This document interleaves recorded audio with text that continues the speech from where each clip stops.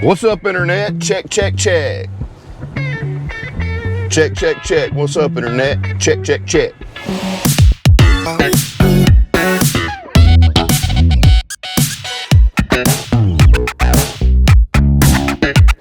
What?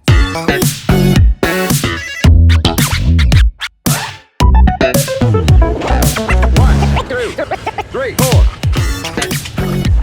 I basically have to go off-road to get out of my property, which is cool, which I kind of like. Not really off-road, but it's not a smooth ride, put it that way. Nor is it to the paved road, and I love it.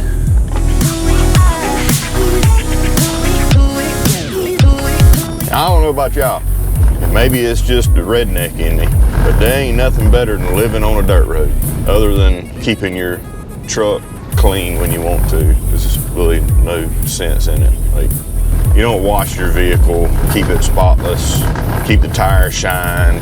God forbid if it rains, there just ain't no sense in it, because just leaving the house on one trip, your truck's dirty again. Which a dirty truck's a good truck. Filthy and dirty is two different things. I keep mine somewhere in the middle. But moral of the story is, there ain't nothing better than living on a dirt road. Off the dirt road. Yeah. All right, here we go.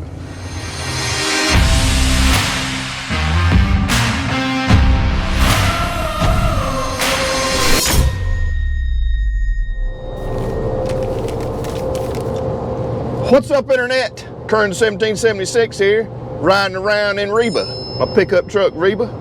Just got a text message right there. Don't need to be reading text messages while you drive. Probably shouldn't be filming while I drive. But nonetheless, I'm on my way to Savannah in my favorite pickup truck. Well, that's my only pickup truck, but she's my favorite pickup truck. Had it for a long time. She does a real good job. She's taking me to Savannah, and you're gonna come along with me.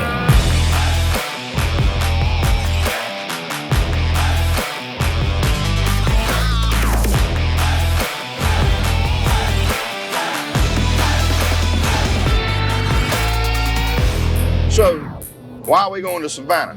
Well, we're gonna go hang out with my friends at 9 Line Apparel. It's always a good time when you go to 9 Line Apparel. Those people down there, man, those folks are freaking awesome. You gotta tell me about Betsy. So, we're going to 9 Line Apparel. We're gonna hang out with them for today. And I got a surprise for you guys. So, y'all come along as we head down to Savannah, Georgia to the 9 Line Apparel headquarters. See what's going on today. Yeah.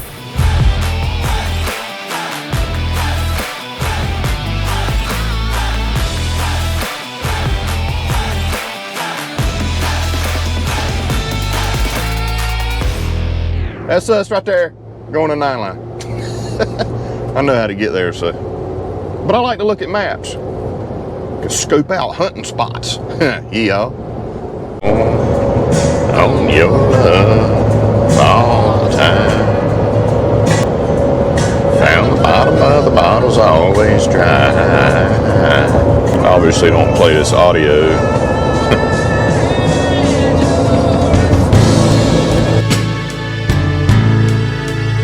I know I'm ready to get there. I'm ready to get out of this truck. Time for me and Reba to take a little break. I like traveling, but I like getting to where I'm going too. We go 9 Line right here to our left. Yeehaw, baby. Love this place.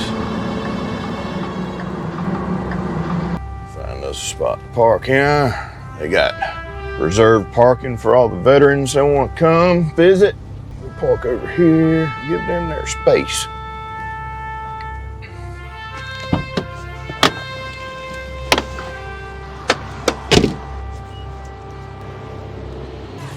Look at that beautiful sign right there, storefront. But it's nowhere near as beautiful. There's that flag right there. Isn't that beautiful? I think it's beautiful. Let's go inside.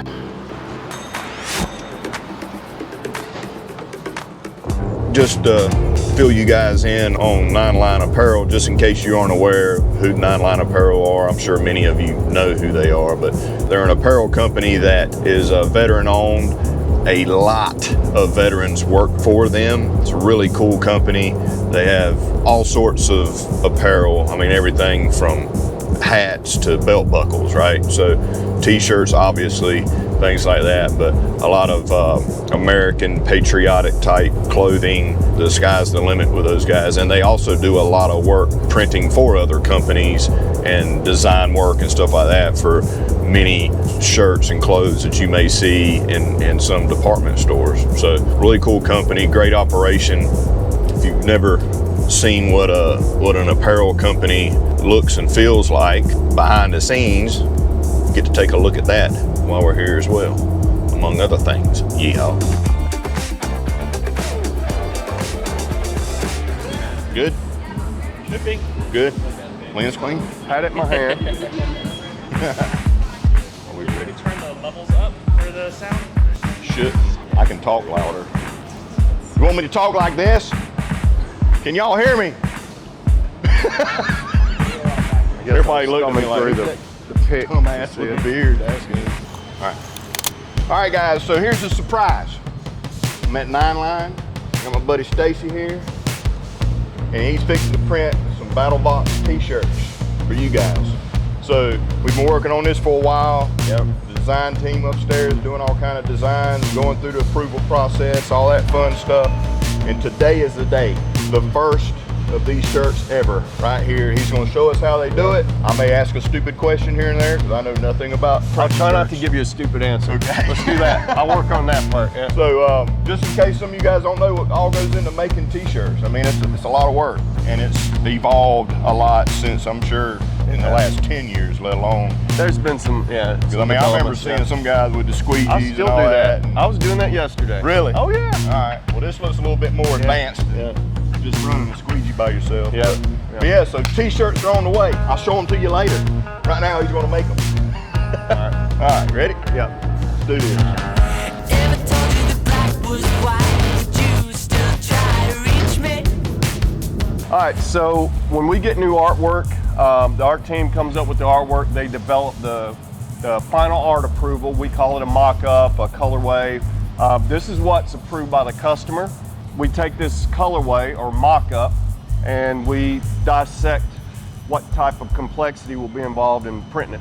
In this case, it's one color design, pretty simple, but every design could have its little intricacies. Right. In this case, it's basically this here in black ink. It's the same design. One color front print. We set up the screens based on previous experience recipes that we would go by. In this case, it's one screen. We would set up the screen typically farther toward the end of the machine to allow for the least number of stations with a print on the press. We line it up with a device called a tri-lock table. Basically, this is what's revolutionized our industry in the last 15 years in terms of quicker setups. We put this on the machine, put the screen in there, lock it in, and it lines up the screen to 3 points of registration, so it's in the correct placement on the board, which is also reference for where the shirt goes on the board. Yeah, because if it's not in the exact same spot, it's going to be off. Process it could be higher, lower, crooked. It could be all over the place. We have operators that are trained to put the shirts on in the correct placement, to unload the shirt without damaging it because it's ink. Ink is a liquid. It's liquid polyvinyl chloride. It's just liquid plastic. Nice. Liquid plastic. Yep. That ink goes through the dryer. It's got to go through a chemical reaction where the ink, the liquid that's in the ink evaporates. That leaves the plastic to bond with the garment, with the garment that we're printing. This one is easy. We have one screen.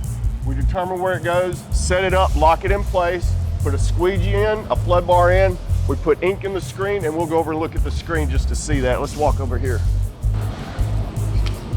So this is a screen. Once we get artwork sent to us from the art department, the screen room takes the image, puts that image on a screen with a laser, which is a really neat process. That's probably the biggest development in our industry in the last 4 years. So the screens are lasered. Yeah, it's a laser. Basically what happens, the old days, we would coat screens with an emulsion, which we still do. That emulsion is a light sensitive emulsion, which means if it comes out into normal, it's like a photographic process. You have a dark room to keep your negatives from getting exposed. We have the same thing in our screen room. We have it under protective lighting. We coat the screen, we let that screen air dry. It's a water-soluble emulsion, which allows it to wash that image out once we expose it. What we do now is we have a machine, it's a laser to screen machine that lasers the image with a light, lightning fast light that images that screen, and then we take it out and wash it. We wash out the screen everywhere that the light touched the emulsion.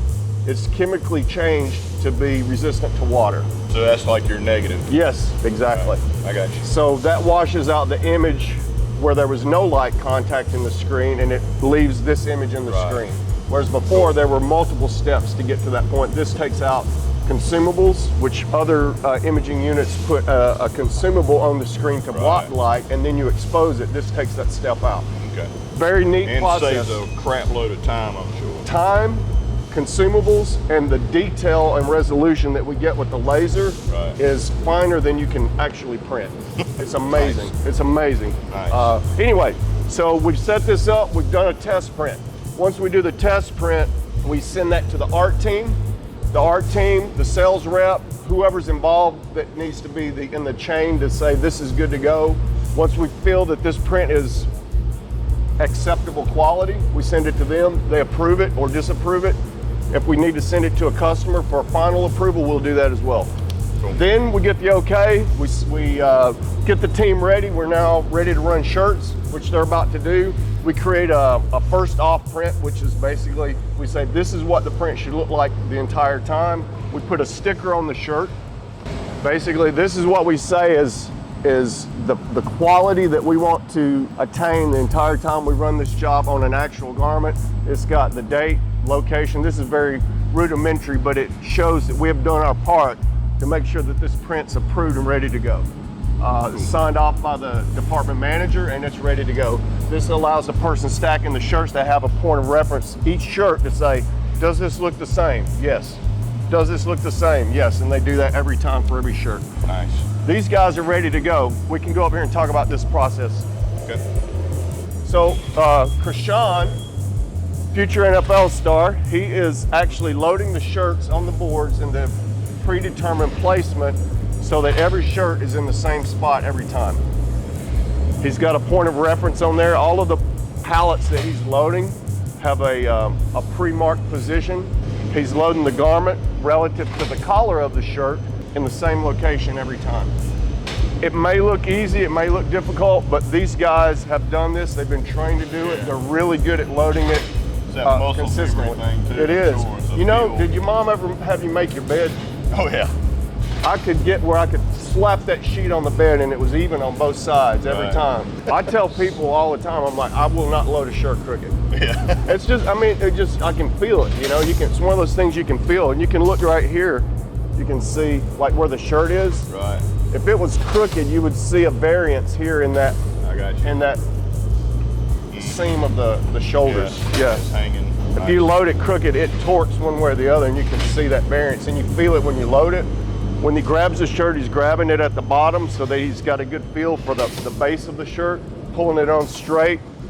See how he's got the shirt in his hands? It's nice and it's not twisted around. Yeah. Loads the shirt, pulls it straight back. He's grabbing it at the same point on each side, pulling it straight back, and that is the muscle memory part. You get your arms become tension, like a machine almost. Nice. And then this young lady here she looks at the print, she looks for defects. As she's unloading the shirt, she's checking the placement as she's laying it on the belt, and she just makes this look effortless. Yeah. But there is more to that than you think, but it's one of the things that we feel like we can teach pretty well, and our employees do a good job of it. Right. So she's looking at each print to see if there's any defects. There could be voids in the print where there's lint on the back of the shirt. The ink could actually get clogged in the screen if there's a foreign substance in there. There's a lot of things that can happen. She's looking for that. Basically, what's wrong with this picture mentality for each shirt that she unloads. And that's the same thing at the end of the dryer. What's wrong with this picture? And they do that every time. Two rounds of quality control. That's exactly. Everyone in the process is really, they're charged to be a quality auditor of some sort. He's looking for, when he's loading that shirt, if he sees a stain or a hole or a mill sewing issue, yes, he's gonna note that, pull it out, replace it, or let the assistant operator know, hey, this one coming around on pallet number 12 has an issue. Okay. And then when pallet 12 goes around, she says, okay, pallet 12, they turn it sideways on the belt. The stacker then is alerted that there's a flaw coming down. He pulls that shirt out. And then we have a line supervisor that coordinates the replacement of the shirt or determining, well, this really isn't a flaw. All we got to do is clean it or spray it out or touch it up, because we still do that too. If there's an issue with the print, we can go in and touch up little flaws with the print. Nice. What do you think? Any questions? Did I cover it? No, man, I think it's cool. Like, I was a mechanic for 25 years, man. So like I'm looking at the way it works. You know what I mean? Like, yeah, well, it's PLC really controls. I would yes, assume. yes, it is. Basically, these are the photoelectric sensors, and they're just basically operating off of a magnet inside here that when that piece of metal goes underneath it, it activates that magnet, which sends the electrical response that says you're now at this station. Right. So that's what each one of those do, and when it goes up and down, it's doing the same thing. There's proximity switches, proximity sensors that say signal gone, signal back, signal gone, signal back, and each one of those sends a signal to the next step in the process to say do your next phase. That's the automation process here. But the machine itself, you talked about the manual printing. Right. I started out manual printing on a 6-color manual where you had to print one color at a time, all 6 colors, and then you would spin it to the next, to flash or to whatever to be unloaded. Whereas this takes the physical part of pulling the squeegee out and automates it to up to 14 screens. So you can print 14 colors at one time. They're not being printed all at the same time, but they're being printed simultaneously. It's So like Henry with the Ford. It's manual Henry one. Ford 101. Yeah. Yeah. You know what I'm saying? Exactly. Yeah. Thank you, Automation. Henry Ford, man. Automation Henry 101. Ford, Industrial Revolution. Yes. Freaking at work. Yeah. right here. How can we cut out all of this labor and make it a simultaneous process so that we can produce more? Because before this would be stationary, I'm assuming, and then you spun the screens spin around. the screens around. Yeah. Where here the screens are stationary. They're stationary and the pallets are spinning pallets around. spinning around. Each thing. So every time he loads a shirt, he's stacking a finished shirt. Yeah. So that's every 5 to 7 seconds. There's a shirt coming off. a shirt Efficiency, going on. folks. Yes, Efficiency. sir. Yes, sir. So how many shirts, like when y'all are full bore, like how many shirts can you put Good out? question. Now, this machine is rated. There's records of these machines doing 2,400 impressions in an hour. God. That's a lot. And physically, I would say it's almost impossible to do and sustain and still be able to do all of the functions in between, checking the quality, not having issues. You're going to have issues that get missed in that, and that's just not what we do. Yeah. So what we do is we find a speed or a rate of production that's productive, and then we base our labor and our costs on that, so that we can maintain consistent quality and still get out product and not have excessive labor and lose money doing it. So Freaking nuts, man. Yep.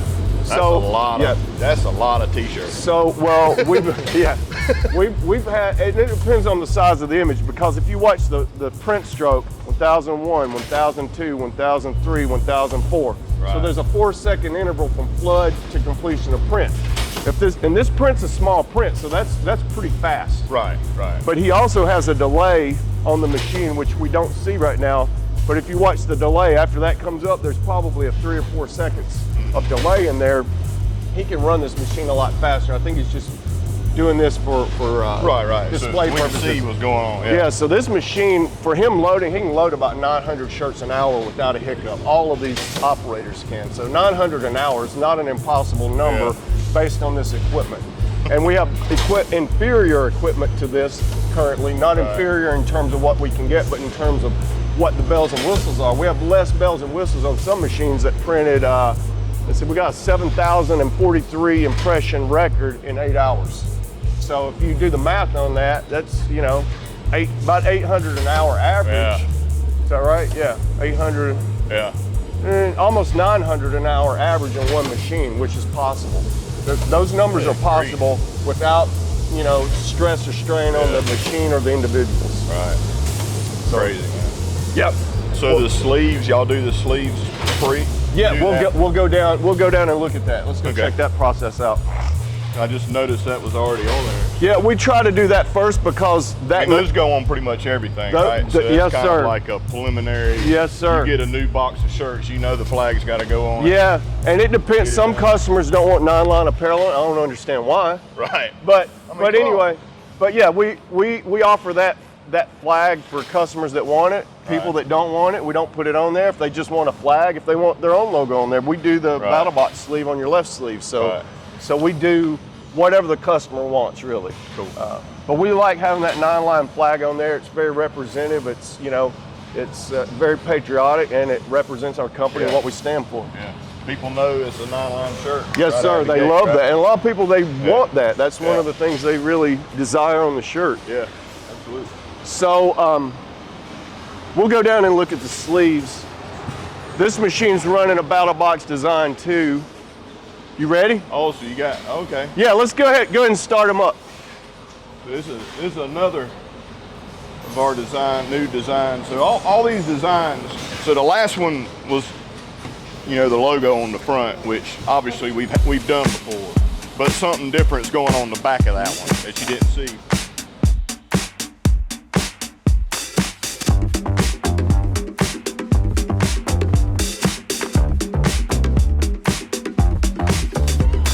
Lately I've been on my knees looking for the answer. So on this design, the same process has taken place. This design has more complexity. This design has it's got a red, it's got a blue, it's got a white underbase, and it's got a spot. So this is a 4-color job. So with this, the complexity that we add is with an underbase, which this one has an underbase, we flash on the machine. And what the flash does is it takes the underbase, it's like a primer coat, basically. You wouldn't paint over a primer coat until it's dry. So we put that base down, or primer coat, we flash it on the machine and gel the ink so it's dry to the touch, and then we can apply another layer on top of it that does not affect either one. I got you. So what that primer coat does is it takes a dark substrate Right. and it provides a bright background to give it representation of Proper the colors true above. color. Yes, sir. Yes, sir. Yeah, because all colors are based off white anyway, right?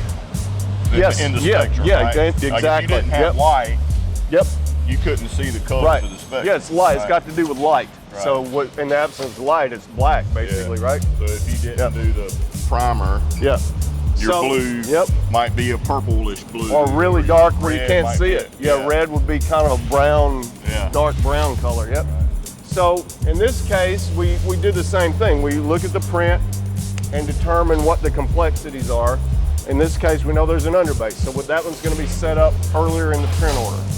We have a location where we usually have the flash located to eliminate moving it here and there and losing the efficiency. So we keep it kind of set up in this head most of the time so there's no changeover. We put the screens in the same way. We line up the screens with the same tri-lot pallet, all to one common location. That location is predetermined by our art team. They set up the art template so that all of the layers of that design line up to one common location. Okay. We image those screens with equipment that puts the screens in one common location. Thus, the layers that are already on that template go on the screens in one common location. So you have multiple stages Yeah.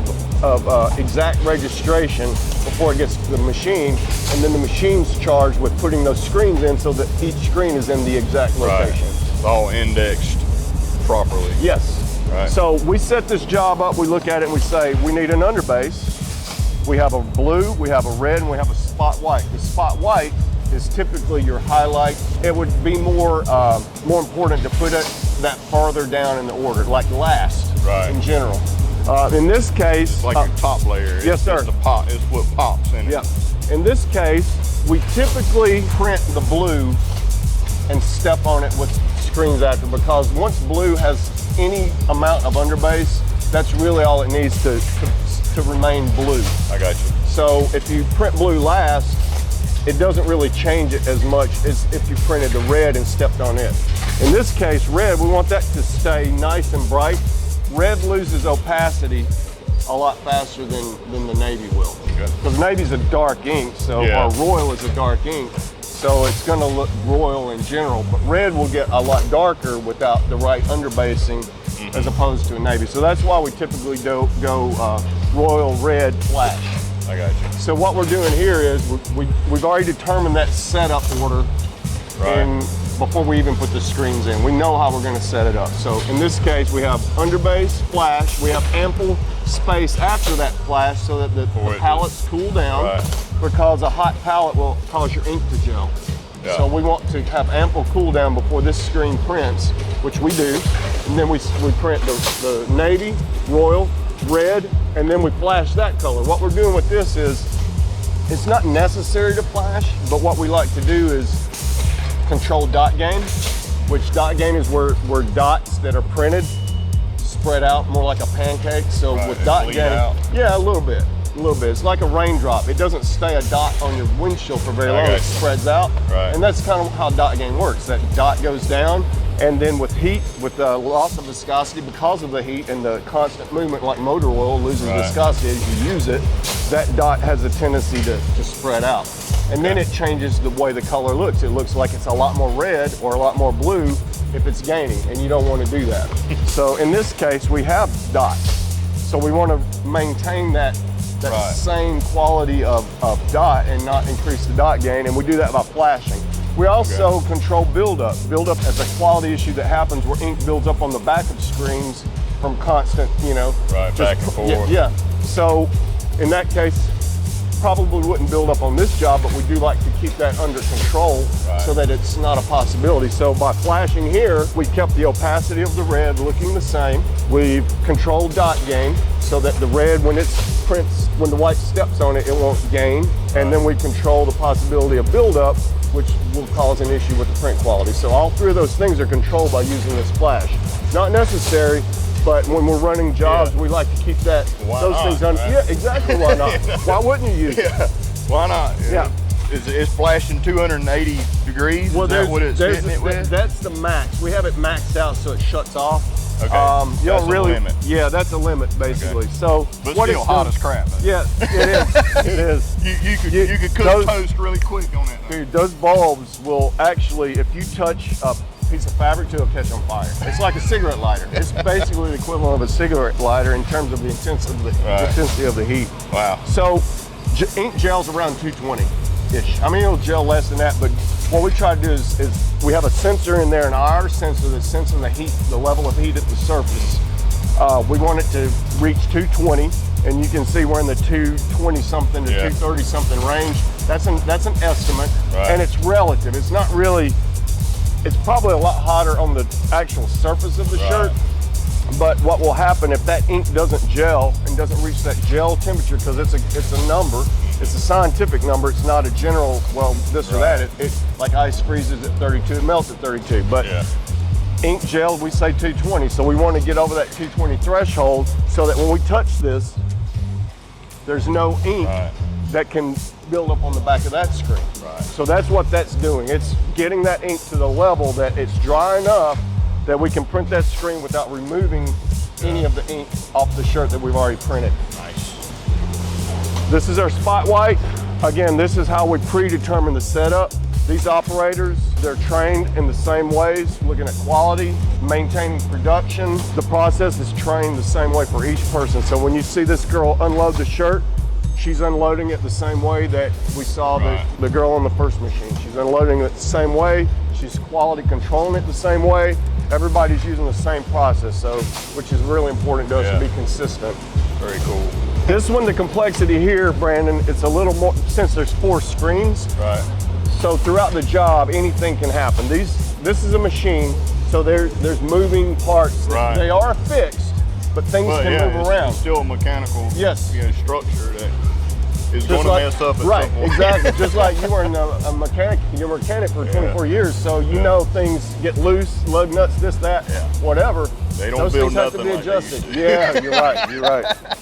So engineers don't design things like they used to. They do That's not. the answer. Well, you're right. Being engineers, man. There's a different breed of engineers now too.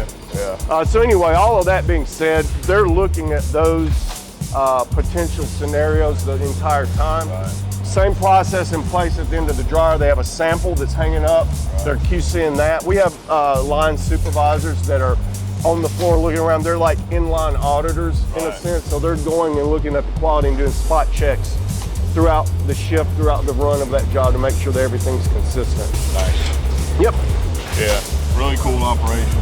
Especially, like you said, all the quality control and having a supervisor walk around and just make sure everything's. Yes, sir. And with employees, when you give them a little bit of responsibility like that, it really, good growth for employees as well too. And they care about that shirt. Pride. They take pride. Yeah. So yep. That's good. Versus just some guy that's banging out shirts, and it is what it is, right? Yep. Well, it being off a little bit, they won't notice that. Oh yeah, that's. Oh yeah, I'm not from that school.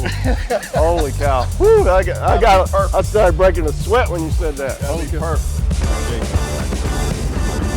So this design is white ink, but it's on a dark garment. So again, we need that primer coat. We need a base, an underbase. So we've got a white underbase, a flash, because we're gonna flash it, gel the ink, and then a spot white. Same process as we saw on that one, except less complexity. There's only 2 screens, but we still have to line those up, make sure that they register. We go through the process, we look at the design. Thank you, sir.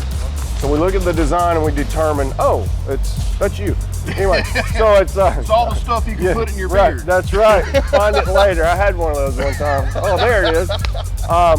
So white ink, we know it's going to need 2 layers, an underbase and a spot. They're basically the same screen, which means they have to line up perfectly. Right. Very cool. Appreciate your help. Yes, sir. Loved it. Very cool seeing all the stuff go down. Anytime. Especially after the time to get to this point. Yeah, definitely. It's kind of like, you design something or you're working on that car or whatever, and it's finally, you can drive it. Yeah, it's really, it's awesome seeing the whole process. Well, thanks for the tour, man. Yeah. That's some of the shirts that are coming.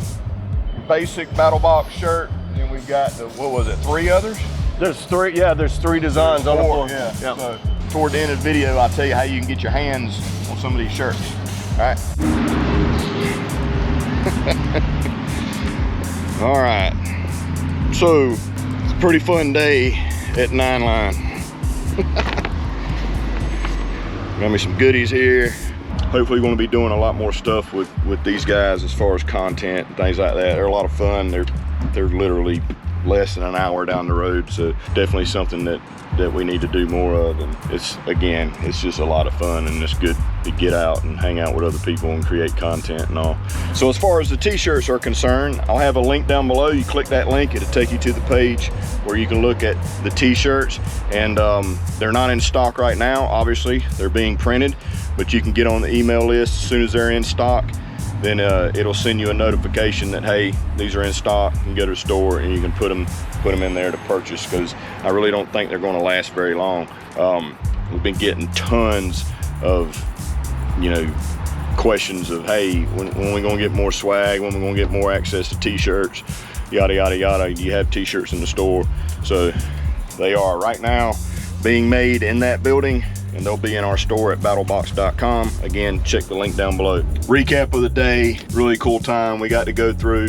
Stacy showed us, kind of the process of t-shirts being made and all that, which was really cool. A lot more goes into it than people think, obviously, and the quality and attention to detail is something that they really strive to excel at, which is really cool. So got to hang out a little bit and do some skits with Matt. Awesome dude, man. He's so much fun and really great mind of putting things together just to have fun and have really good content. So that was a lot of fun. It was hot. It was a burner, man, getting in that get up and being out in this 110. Did a little bit of interviews with 9 Line. Cool little t-shirt transition you guys seen in the video, which is cool. Just had a great day. Just a really great day, and honestly, I felt like I needed it. I'm smiling. It was a good day. A really good day. So I'm gonna head home. As always, I appreciate you guys watching. Be sure to like, subscribe, comment down below, all that fun stuff. Don't forget to hit the bell icon so you'll be notified when I post more videos. Also with 9 Line, do the same. Go to their YouTube, their social media channels, check those guys out. Great company, veteran owned, great products, and great content. A lot of fun to make. A lot of fun to make. So I love you. I mean it. See you next time with another video. I'm gonna head to the house, get an AC. I'm gonna turn the AC up right here. Wonder who that is. That's all the stuff that you can hide in your beard right there. That was a fun t-shirt. All right, let's get out of here.